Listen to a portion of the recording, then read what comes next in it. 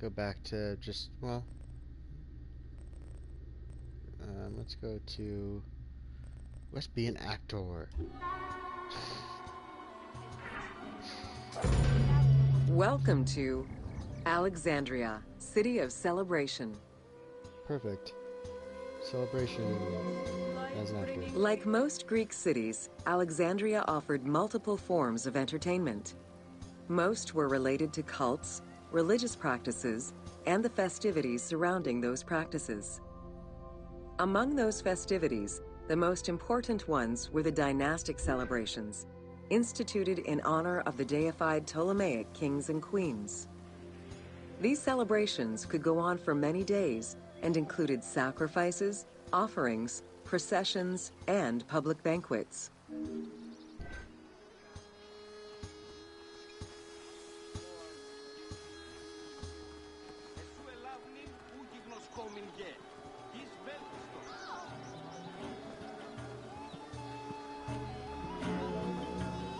Games and competitions were organized whenever possible in locations such as the stadium, the hippodrome, and the gymnasium. The residents of Alexandria favored such events where athletes, poets, and musicians from Egypt and other cities of the Greek world competed.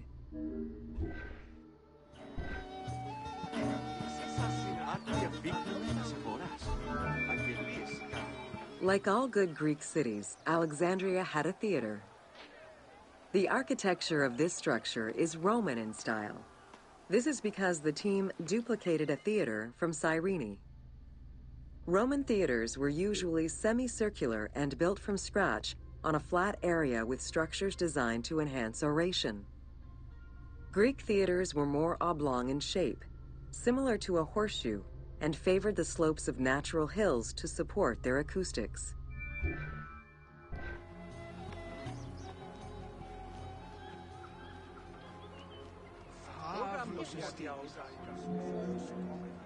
At the theater, one could witness the plays of contemporary comic and tragic authors.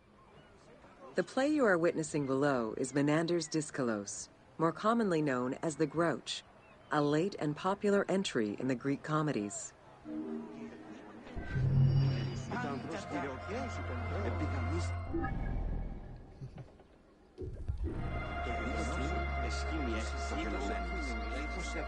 Can I act on the here?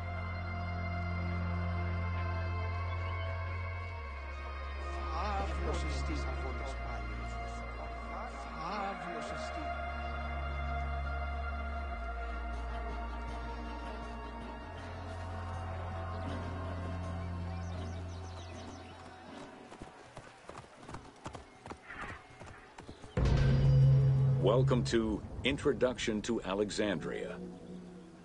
After conquering Egypt in 331 BCE, Alexander the Great decided to build a new city, which, as per his habit, he named after himself. After his death, Alexandria quickly became the capital city of the Ptolemaic kingdom and the most important city of the Greek world.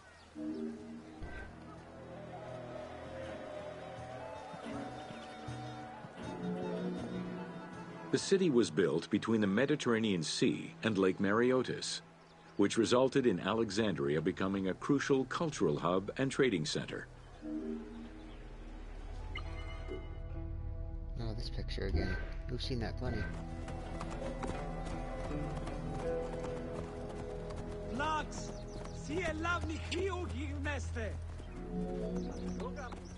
Sumptuous buildings could be seen wherever one turned their gaze. The royal palaces, the many temples, the gymnasium, lush public gardens, and large avenues.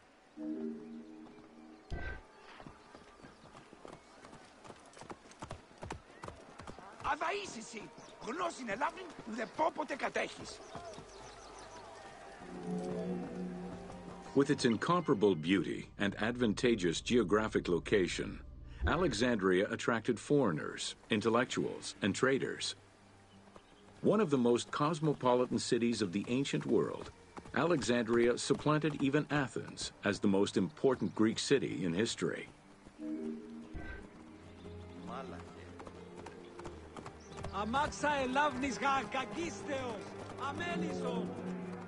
Egyptian obelisks were highly prized by Roman architects. While Roman design previously favored the use of a single monument, Egyptian obelisks tended to come in pairs and were generally located at the entrance of temples. Several ancient Egyptian obelisks are still in existence today, though many are spread out across the world in locations such as Paris, Rome, New York, and London. All of this shows that Alexandria was significantly influenced by the rich past of Egypt. That looks really cool. Oh, Diamelias, ugar lavni yignoskis. Tinamaxamni? Viatigar tuto ne Alexandria had several main streets. Its most famous artery was the Canopic Way.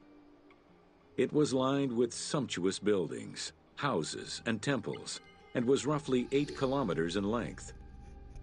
This street was one of the most important shipping entrances to Alexandria, and often hosted processions and festivals.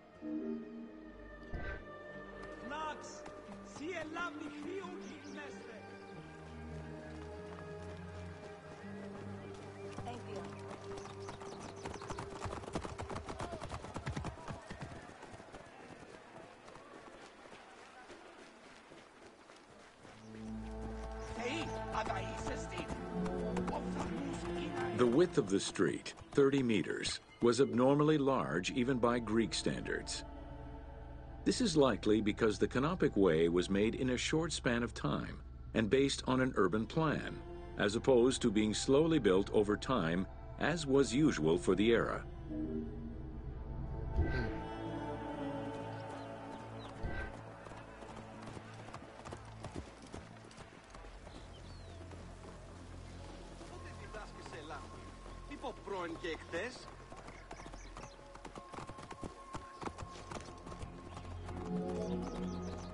The Canopic Way originated in the western cemeteries, skirted the gymnasium, and then exited the city to head east through massive doorways towards Canopus.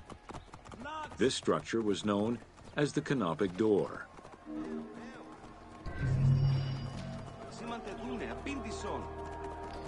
Cool. So what's left in Alexandria now? This stuff over here is in Canopus, right? Yeah. So we only have 3 left. We have the Paneion, the commercial hub, and there's a tomb here, right? Or leather and linen. Let's stop by here next.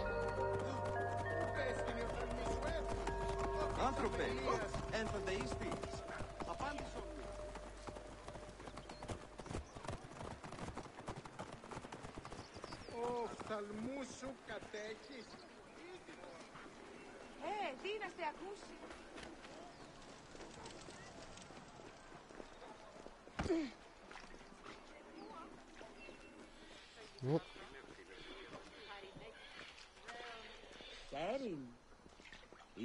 Oh, it's just sitting there. So we're definitely in the Egyptian part of town right now. So let's act like it. Let's switch to...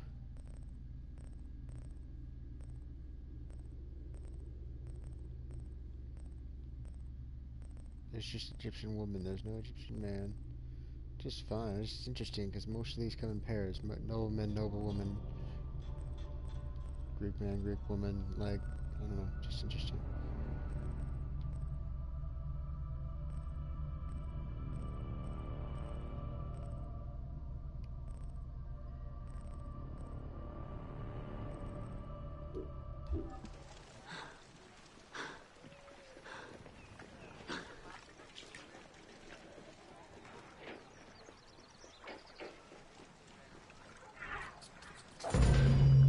Welcome to Leather and Linen in Ancient Egypt.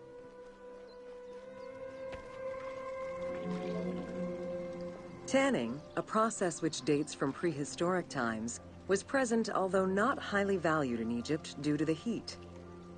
Leather was reserved mainly for things such as sandals, leather bags, dagger sheaths, quivers, and other similar items. Leopard hides, unlike regular leather, were highly valued and usually worn by priests.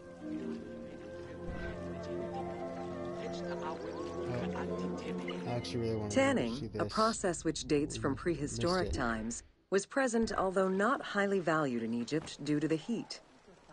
Leather was reserved mainly for things such as sandals, leather bags, dagger sheaths, quivers, and other similar items. Leopard hides, unlike regular leather, valued for its coolness and freshness in hot weather, linen was the fiber most commonly used for fabrics and textiles. It was produced from flax, which was plentiful in Egypt. Fibers were usually dyed before weaving. While color was used in the production of textiles, dyes weren't commonly used for clothing, and most Egyptians wore white. The color represented spiritual purity, a goal to reach for every day of one's mortal life.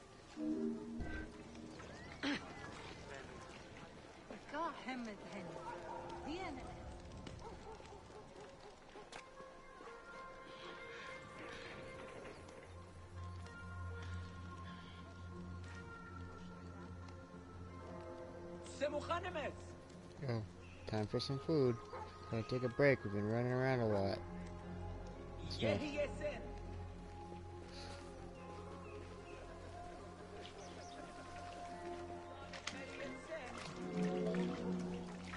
Various shades were achieved using woad, a dye produced from the leaves of Isotis tinctoria. The plant was cultivated for this purpose within the Nile Delta and allowed for the creation of various colors. For example, different maceration times of the leaves would result in colors ranging from red to green, while adding in limestone shifted it to blue. During the Greco-Roman period, other ingredients were found, resulting in a wider range of colors.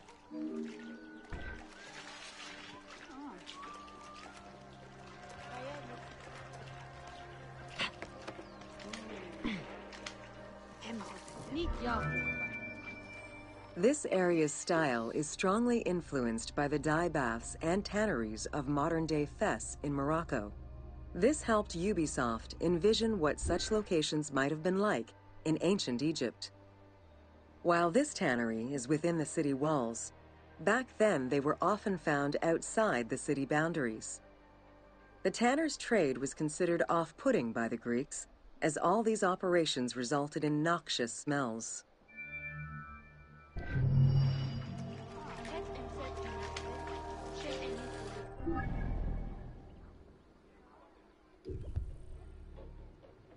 Yeah, let's fast travel here. Just because we have to go around the river. Walk through it.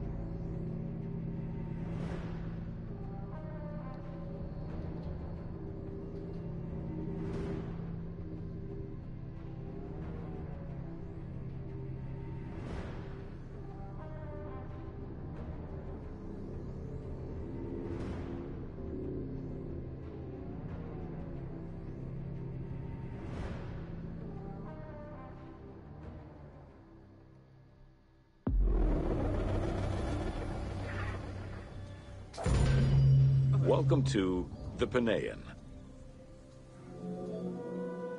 The Paneion was a temple built in honor of the god Pan, divinity of nature.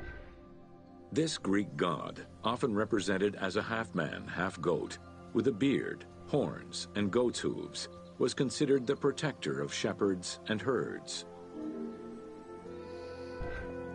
Yep. And let's switch back to someone Greek for this.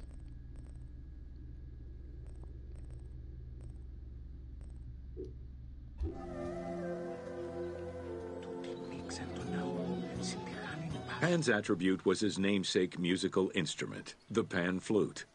His temples were usually located in caves and on high mountains, and were frequented by shepherds. It is likely that Mediterranean cults adopted the imagery of Pan to symbolize the Christian devil.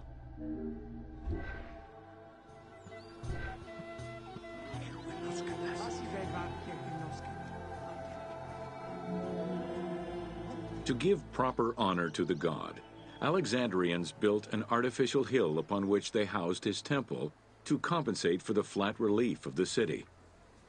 The artificial mound had the shape of a spinning top or a pine cone, which was accessed by a spiral staircase. The top had a panoramic view of the entire city. Only such heights would be fitting for a mountain god. I was expecting him to say mountain goat.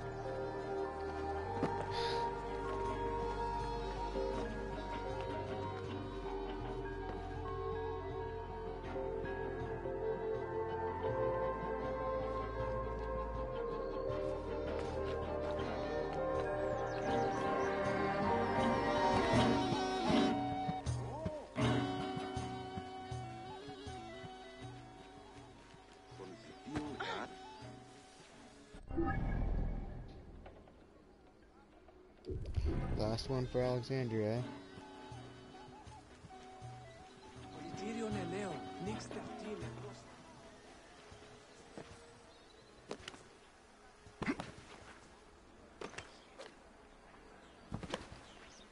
Χαίρε. Τι πράττεις? Ου καλώς έχω. I really have missed this game. It's been a while since I played it. I don't have any of the expansions because, like I said, this game belongs to my friend. So, I mean, I could buy the expansions myself, but then when he wants the game back, you know, it's like, well, now I have all these expansions and can't play them. I could always go buy the game, but... My kingdom for a glass of water?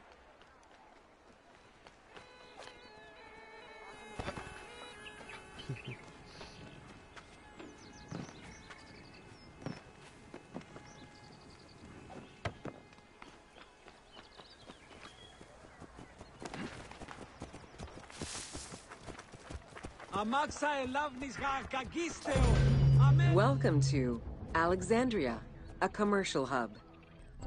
Not somewhere I would think to find me here, so let's go. We haven't played as Greek woman yet, so let's play as her. The ports of Alexandria were a major commercial hub, effectively connecting Egypt with the Mediterranean regions and beyond. A tremendous amount of materials and goods flowed through the city on a daily basis. The large port market was called the Emporion. It was there that merchandise was traded by the ship owners, called nakliros.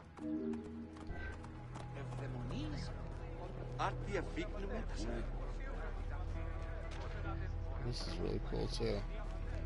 It's so easy to just run right past something like this, but you actually like stop to admire how much work they put into every single square inch of this world. Food and other artisan work streamed out of Egypt.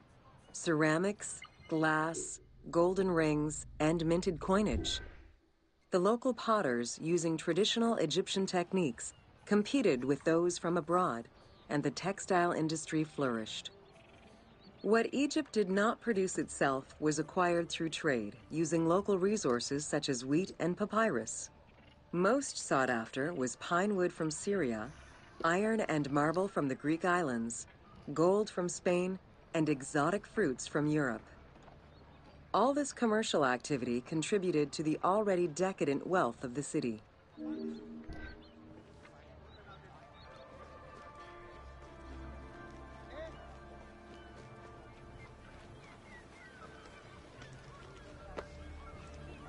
These soldiers guard posts or something? Or sleeping posts.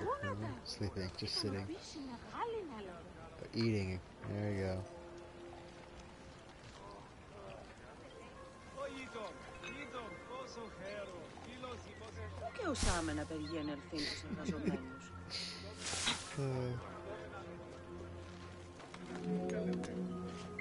The wood imported to Port Mariotis through Alexandria's seaward ports was used in the nearby shipyards, where most of Egypt's ships were built.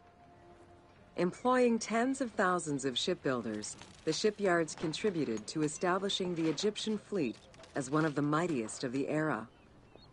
Any wood not used in shipbuilding was further disseminated through Egypt for various purposes.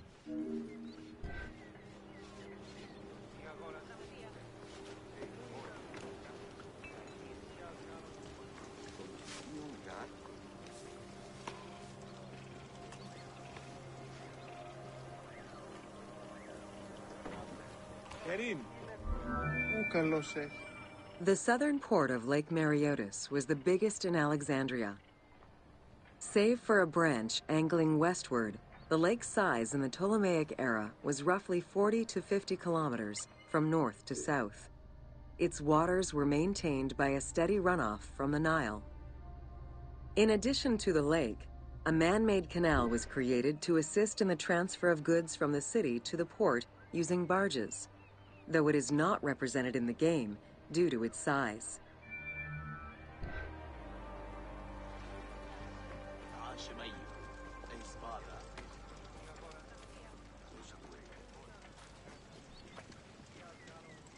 This is just another... Oh, this is a sleeping place, I guess.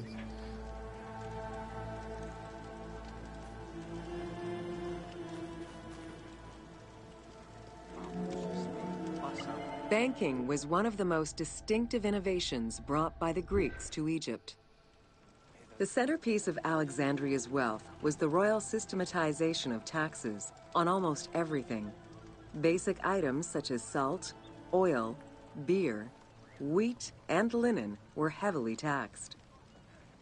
As a result, the royal treasury of Alexandria was able to ensure the economic stability of most of the administrative areas of Egypt.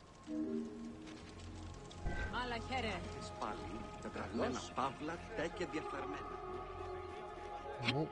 This is probably just another sleeping spot here. Yeah, and then right here is just really the greatest place to sleep. Hello, sir. I really don't think it is. But this one's right in the middle of the path. Oh, generally those cup holding spots. By the late 12th century, the channel feeding the lake from the Nile silted up. Lake Mareotis lost its connection to the Mediterranean, as well as most of its water, as the lake slowly evaporated to a fraction of its former size. In modern times, Lake Mareotis is being kept alive through irrigation. However, only about 17% of its original size remains.